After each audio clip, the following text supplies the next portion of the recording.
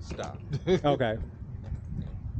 So they got us thinking the only thing is money is checks, money orders, Federal Reserve notes we call dollars. And so a lot of other things are money. And so the titles to your houses and cars are money.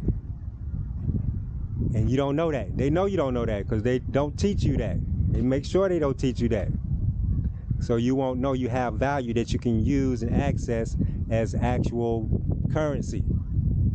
Because if you knew that, you probably wouldn't be working as much for these folks as we do.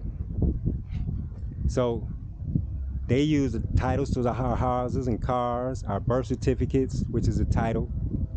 And these type of things that they call negotiable instruments are now legal tender and currency. So the birth certificate was presented to the Federal Reserve and they was like, oh, I see you got them again. They went for it, huh? Send them on over. And so that made us the creditors of the United States Corporation Company that y'all be voting for. Think is the government, but it's really a corporation. 28 U.S.C. section 3002 subsection 15A. Check, like I said, don't believe nothing I say, check it out. Look that up and it's gonna tell you point blank to your face, the United States is a federal corporation. So you're voting for the CEO, he tell you the chief executive officer of all these presidents, but we don't really be paying attention. But they wouldn't be operating without our money, without our value, our land and our labor. So why are you paying taxes?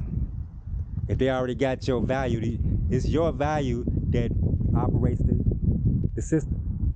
Without your value, your baby's birth certificates, all them birth certificates belong to y'all, our babies. We supposed to be using that value to raise them.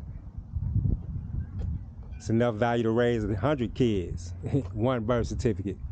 And they got us thinking we need to work because we don't have no value. That's the cost of letting your enemy teach you though. But we're gonna get up out of it today. So, they codified the value, your land, your labor, your estate into the birth certificate. And so, as they was doing this over this weekend, you know, they was pushing it through. It was a document about 3 inches thick, and they trying to push it through over the weekend. Ain't nobody gonna read that, and they know that. But one man did, Congressman McFadden back then. He read it and realized they was gonna take the Americans' people value and not give them something in return. You can't get something for nothing in this game, in this world, in this universe. It don't work like that. And they will also work on those universal principles. So McFadden was like, I want to sue every senator, congressman in here if you pass this shit, don't put a remedy in for the people. So they put the remedy in over the weekend. The remedy is this. For us lending those folks value, the United States Corporation, Americans, not U.S. citizens, they had to pay all our debts. They agreed to pay all our debts, dollar for dollar, principal and interest, public and private. That's one of the greatest secrets none of y'all know. You probably got PhDs and some of y'all that we talking to, and you don't know this. You are, when you're an American, you are the creditor in the game. You know that language, debtor, creditor? You know about the debtor language, I'm sure. We rarely talk about you being the creditor, but you the creditor in this game they playing on us. Told you it was game time. Now, so the evidence of that is House Joint Resolution 192 of June 5th, 1933, the 73rd Congress's first session.